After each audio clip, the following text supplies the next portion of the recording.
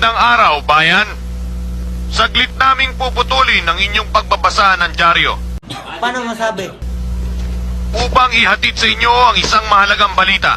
Kasalukuyang pinaghahanap ng mga otoridad ang isang grupo ng mga Hapon at Pilipino na involved sa pag-i-smuggle ng mga paltik na baril. Bibigyan daw ng pabuya na 500,000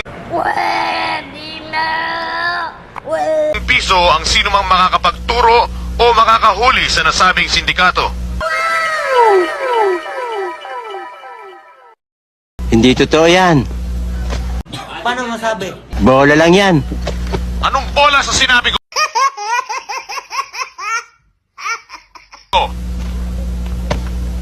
Hindi mo naman ibibigay yun eh. Laki-laki nun eh. 500,000? Ano ka nasisira, ulo? Gago! Eh bakit ba marunong ka pa sa akin? Eh ako ang nagbabalita. Baka suntukin kita dyan eh. Huwag mong subukan.